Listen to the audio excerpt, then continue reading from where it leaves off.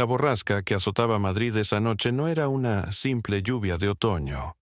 Era un castigo divino que caía a plomo sobre las calles, amenazando con arrastrar la dignidad de cualquiera que no tuviera un refugio sólido.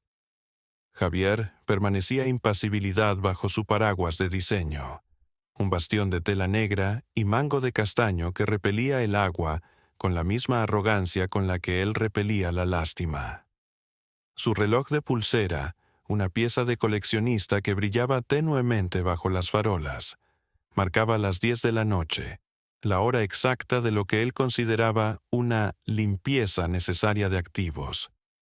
Para él, esto no era crueldad, era eficiencia empresarial. Para la mujer que estaba frente a él, era el puto fin de su mundo. Marta tiritaba de una manera que resultaba dolorosa de ver, abrazando a su hijo Mateo, de apenas 5 años. El chaval, con la cara hundida en el abrigo raído de su madre, sollozaba en silencio, un sonido apagado por el estruendo de los truenos que hacían temblar el asfalto mojado.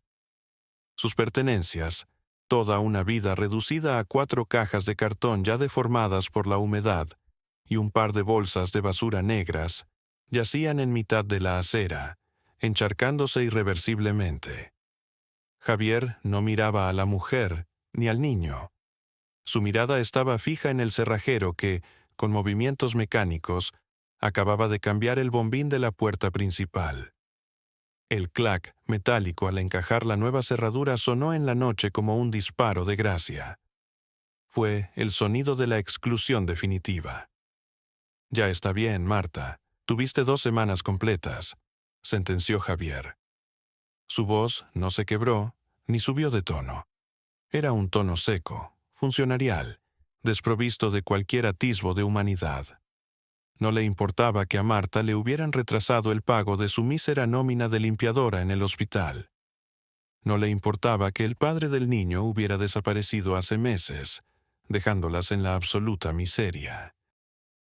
A Javier solo le importaba el Excel de su gestor, donde la casilla de esta vivienda aparecía en rojo por culpa de una inquilina morosa.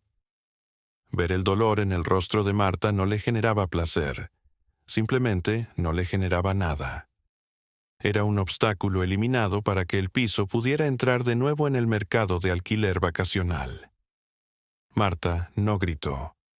Sus ojos estaban secos, vacíos, como si la lluvia se hubiera llevado todas las lágrimas posibles y solo quedara el desierto de la desesperanza absoluta. Miraba fijamente la luz cálida que aún se filtraba por la ventana de lo que había sido su salón, donde un pequeño juguete de Mateo todavía estaba sobre el alféizar. Javier, con un gesto de impaciencia, se ajustó el cuello de su abrigo de cachemira, sintiendo una satisfacción casi física por el orden restaurado. Él era el dueño de los muros, y por tanto, el dueño de sus destinos. Al darse la vuelta para dirigirse a su coche de alta gama, aparcado en doble fila, no se fijó en el charco de barro donde Mateo había dejado caer su manta favorita. El neumático del Mercedes de Javier pasó por encima de la tela mojada, aplastándola contra el suelo frío con un desdén silencioso. Fue su último acto de dominio antes de encerrarse en la burbuja perfecta de su vehículo, ajeno a que, en ese preciso instante, en las entrañas de su propia y lujosa casa, una vieja tubería de plomo acababa de ceder, iniciando un goteo rítmico e imparable. El destino ya estaba redactando la factura. Marta no siempre había sido una sombra bajo la lluvia. 3 años atrás, cuando entró por primera vez en aquel cuarto piso sin ascensor en el barrio de Tetuán, todavía quedaba en sus ojos un resto de esperanza, una chispa de quien cree que el trabajo duro es un escudo contra la desgracia. En aquel entonces, Javier no parecía el verdugo de mirada gélida que era hoy. Se presentó como un hombre de negocios razonable, alguien que entendía las dificultades. Pero la amabilidad de Javier era solo una estrategia de mercado, una fina capa de barniz sobre una madera podrida por la avaricia. Para él, Marta no era una persona con miedos, Era una renta mensual, un número en un Excel que debía ser exprimido. La vida de Marta se convirtió en una coreografía agotadora de supervivencia. Sus manos se transformaron en un mapa de grietas por culpa de la lejía de los hospitales donde hacía turnos dobles. Cada mañana, antes de que el sol perforara la boina de contaminación de Madrid, ella ya estaba fregando suelos que nadie agradecía, recogiendo los restos de vidas ajenas para financiar la suya propia. Mateo, su hijo de 5 años, era el único motor de su corazón desgastado. Cada céntimo se contaba con precisión quirúrgica. El abono transporte, la leche de marca blanca y siempre el sobre para Javier. Un sobre que entregaba con puntualidad religiosa, temiendo que cualquier retraso rompiera el frágil equilibrio de su vida. El declive comenzó con una sutil crueldad. El hospital externalizó el servicio de limpieza. En la calle, eso significaba cobrar un 30% menos por el mismo esfuerzo inhumano. Fue entonces cuando la máscara de Javier se desintegró. Aquel hombre que un día le dio la bienvenida con sonrisas hipócritas, empezó a acosarla por WhatsApp a horas intempestivas, recordándole que el mercado estaba subiendo y que ella era un lastre.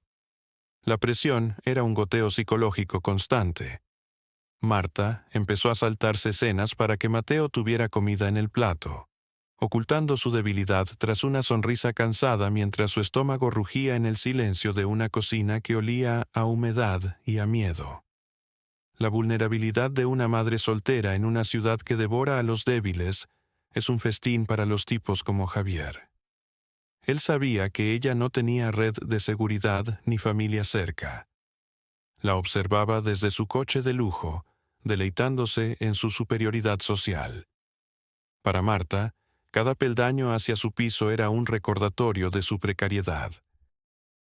El miedo a quedarse sin techo se convirtió en un huésped más. Trabajaba hasta la extenuación solo para mantener un refugio que Javier ya había decidido arrebatarle para convertirlo en un alquiler turístico. La lealtad no existía en el mundo de Javier, solo la rentabilidad, y Marta ya no era más que un estorbo que debía ser eliminado sin piedad. La presión de Javier no se detuvo en simples mensajes. Se convirtió en una persecución silenciosa que asfixiaba el aire de aquel pequeño piso. A medida que los meses pasaban y la inflación devoraba los escasos ahorros de Marta, Javier empezó a aparecerse por el edificio sin avisar. No venía a arreglar la cisterna que goteaba ni la ventana por la que se filtraba el frío cortante del invierno madrileño. Venía a marcar territorio. Se paseaba por el descansillo con sus zapatos relucientes, haciendo sonar las llaves con un ritmo metálico que a Marta le recordaba al paso de un carcelero. Su presencia era un recordatorio constante de que ella vivía de prestado, bajo la gracia de un hombre que no conocía el concepto de la piedad. Una tarde de noviembre, Javier la abordó justo cuando ella regresaba del hospital, con las ojeras hundidas y el cuerpo suplicando un descanso que no llegaría. No hubo saludos. Él se apoyó en el marco de la puerta de entrada, bloqueando el paso con una prepotencia física que hizo que Mateo se escondiera detrás de las piernas de su madre. «Marta, esto no puede seguir así. Me han ofrecido el triple por este piso como alquiler de temporada. Estás ocupando un espacio que no te corresponde por un precio de risa», soltó sin anestesia. Marta sintió un escalofrío que no era por el clima. Intentó explicarle que el contrato aún tenía vigencia, que ella cumplía con cada pago a pesar de los recortes, pero a Javier no le importaban las leyes que no le favorecieran. La verdadera cara de Javier se reveló en ese instante. No era solo avaricia, era un desprecio profundo por aquellos que consideraba inferiores. Él veía la pobreza de Marta como una falta de voluntad, una mancha estética en su propiedad.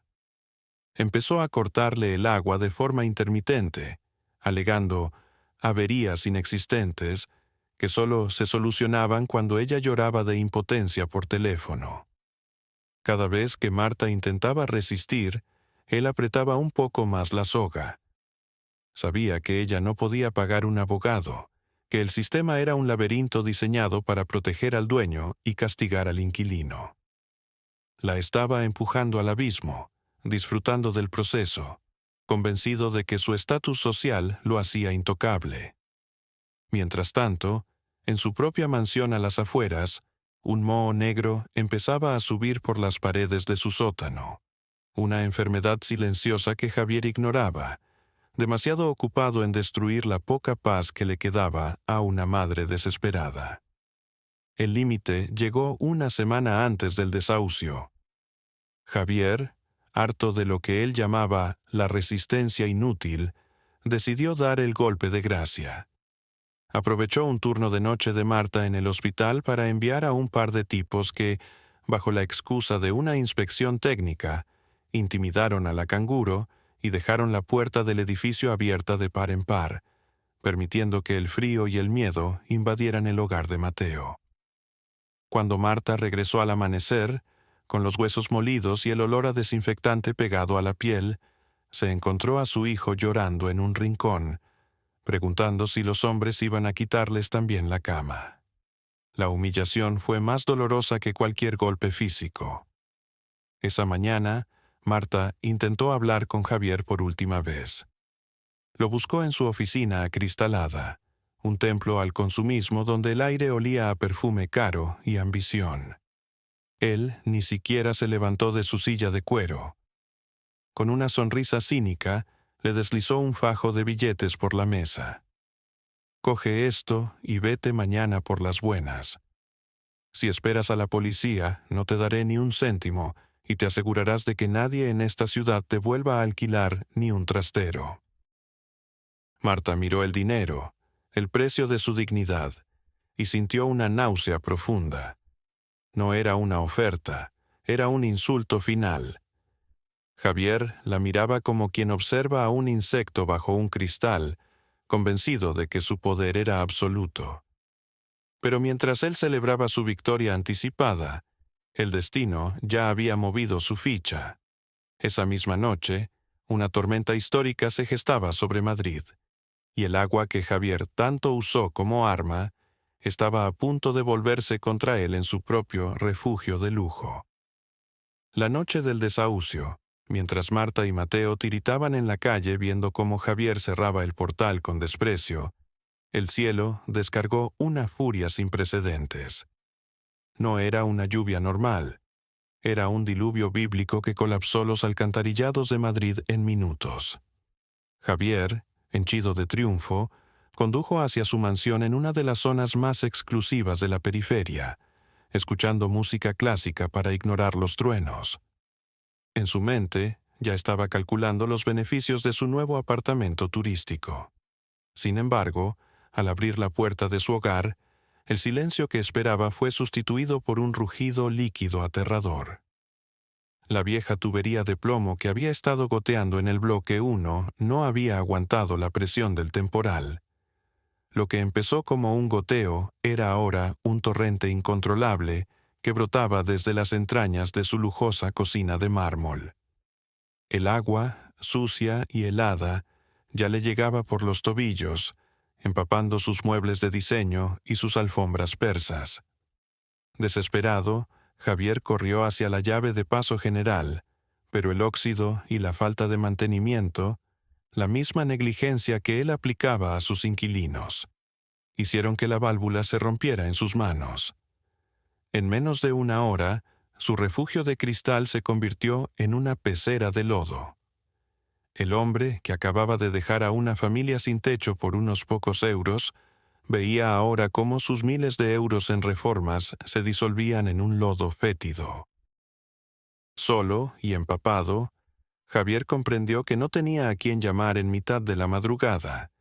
Había pasado tanto tiempo pisoteando a los demás que se había quedado sin una sola mano amiga.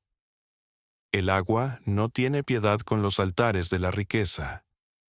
A las 3 de la madrugada, la mansión de Javier era una ruina líquida. El cortocircuito general dejó la casa en una oscuridad sepulcral, solo interrumpida por los relámpagos que iluminaban sus cuadros caros flotando en el salón.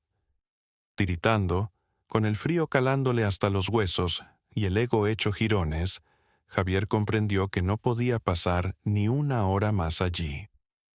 El hedor a cloaca y la humedad asfixiante habían reclamado su territorio. Intentó llamar a 3 hoteles de lujo, pero el temporal había colapsado la ciudad y las carreteras de acceso estaban cortadas por el barro. Estaba atrapado en su propia miseria. En un acto de desesperación, recordó a su tía abuela, doña Engracia, una mujer de la vieja escuela que vivía en un edificio humilde pero sólido en el centro. Era la única pariente a la que no había logrado alejar del todo con su arrogancia. Con el coche echando humo y la ropa empapada, Javier condujo como un loco por las calles anegadas, sintiendo por primera vez en su vida lo que era la vulnerabilidad absoluta. Al llegar, subió las escaleras jadeando, golpeando la puerta de madera gastada con la fuerza de un náufrago. Cuando la anciana abrió, lo miró con una mezcla de lástima y reproche. «Pasa, Javier, estás hecho un desastre», le dijo secamente. Pero al cruzar el umbral, Javier se detuvo en seco. El corazón le dio un vuelco violento. Allí, sentada a la mesa de la cocina con una taza de caldo caliente entre las manos, estaba Marta. El destino no solo le había quitado su techo, lo había llevado directamente al salón de su víctima. El silencio que inundó la cocina de doña Engracia fue más pesado que el lodo que Javier traía en sus zapatos. Marta no se movió. Simplemente sostuvo la taza de caldo, mirándolo con una serenidad que lo hirió más que cualquier insulto. Mateo, acurrucado en un sofá orejero con una manta de lana, abrió los ojos y, al reconocer al hombre que los había echado a la lluvia, se abrazó con fuerza a su madre.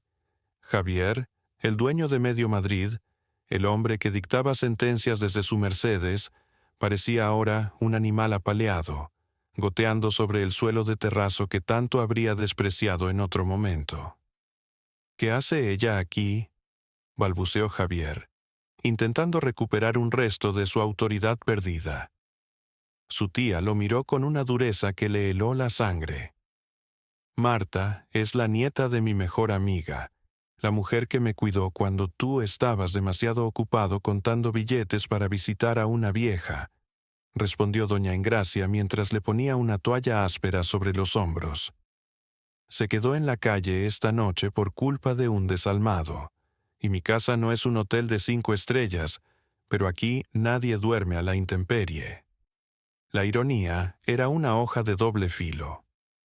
Javier tuvo que sentarse en la misma mesa, frente a la mujer a la que había arrebatado todo hacía apenas unas horas. El olor a sopa de ajo y el calor de la estufa de gas creaban un ambiente de hogar que él nunca había logrado comprar con su dinero. Marta no dijo una palabra, pero su mirada recorría el rostro desencajado de Javier, no con odio, sino con una piedad fría que lo reducía a cenizas. Él, que pensaba que el mundo se dividía entre ganadores y perdedores, acababa de descubrir que en la mesa de la necesidad, él era el más pobre de todos. Estaba a merced de la caridad de la mujer a la que intentó destruir. Javier intentó sostener la mirada, pero el peso de la vergüenza le obligó a bajar la cabeza hacia sus manos temblorosas. El calor de la estancia, lejos de reconfortarlo, le producía una asfixia insoportable. Doña Engracia se movía por la cocina con la lentitud de quien ya no tiene nada que demostrar, sirviendo un plato de comida frente a su sobrino con un desdén que cortaba el aire. «Come», le ordenó, «porque mañana tendrás que decidir si quieres seguir siendo un hombre o una cifra en un banco». Marta finalmente rompió el silencio. Su voz era baja, pero cada palabra resonaba como un trueno en el pequeño salón. «No busco tu perdón, Javier. Los hombres como tú no perdonan, solo calculan riesgos». Se levantó de la mesa, rodeando a su hijo con el brazo. Esta noche tú has perdido tus techos de escayola y tus suelos de mármol.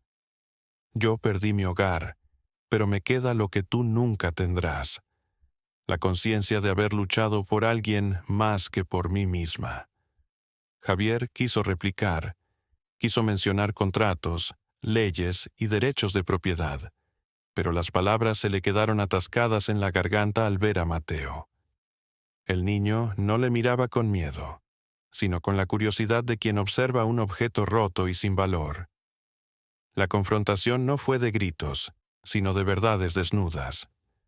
Javier se vio reflejado en el cristal de la ventana, contra la oscuridad de la noche madrileña, y no reconoció al tipo que le devolvía la mirada.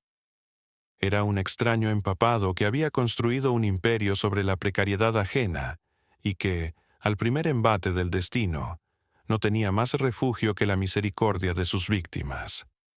El silencio volvió a reinar, roto solo por el rítmico repicar de la lluvia contra los cristales, un recordatorio de que, ahí fuera, el mundo seguía siendo implacable, pero que dentro de aquellas 4 paredes humildes, el poder acababa de cambiar de manos para siempre. La madrugada avanzaba implacable, y con ella, la claridad de una verdad que Javier no podía seguir ignorando. Miró sus manos, las mismas que habían firmado desahucios y órdenes de embargo, y por primera vez sintió el peso muerto de su propia existencia. El lujo de su mansión, ahora sumergida bajo el fango, no era más que un decorado de cartón piedra. Frente a él, Marta y Mateo representaban una realidad que el dinero no podía comprar, una lealtad forjada en el fuego de la adversidad. La soberbia de Javier se desangraba por las heridas de su orgullo, dejándolo vacío, pero extrañamente lúcido. En un gesto que nadie esperaba, Javier sacó su teléfono, aún húmedo, y con dedos torpes buscó un archivo. Sus ojos saltaron del brillo de la pantalla al rostro cansado de Marta. No era un acto de bondad heroica, sino una capitulación ante la evidencia de su propia miseria moral. «El piso de Tetuán», comenzó a decir, con una voz que parecía oxidada. «He cancelado la orden de reforma. Mañana mismo se redactará un contrato de usufructo a tu nombre, Marta. No es un regalo, es el pago por la lección de decencia que no he sabido aprender en 40 años». Doña Engracia asintió lentamente desde la sombra, mientras Marta permanecía inmóvil, procesando el giro del destino. Javier se levantó de la mesa, sintiendo que sus ropas mojadas pesaban toneladas. No buscó el agradecimiento de la mujer a la que había humillado. Sabía que no lo merecía. Caminó hacia el balcón, observando cómo los primeros rayos del alba empezaban a lamer las heridas de una ciudad devastada por el agua.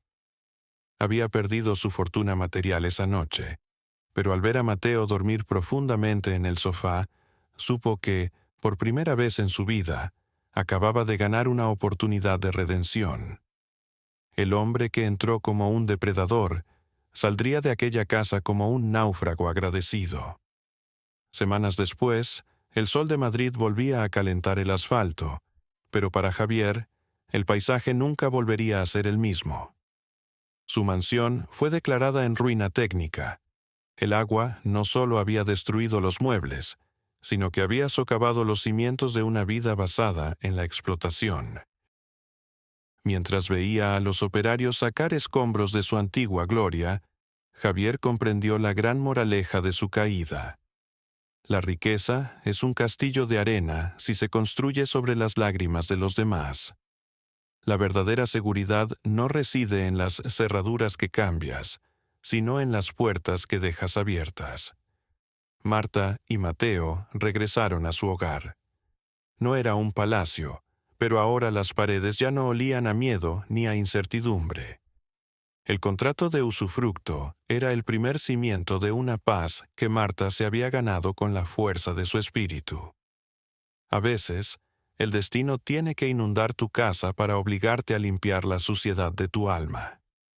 Javier Ahora viviendo en un modesto apartamento, aprendió que la dignidad no se mide por lo que tienes en la cuenta, sino por lo que eres capaz de dar cuando no tienes nada. La crueldad, como el agua estancada, siempre termina pudriendo al que la guarda. La redención es un camino lento, pero Javier ya había dado el primer paso. Entender que todos, sin importar el saldo bancario, somos vulnerables ante la tormenta. Si te ha gustado esta historia de justicia poética, no olvides darle a me gusta, compartir y suscribirte para más relatos cargados de tensión y realismo. ¿Crees que Javier realmente cambió o fue solo el miedo? Cuéntanos tu opinión en los comentarios.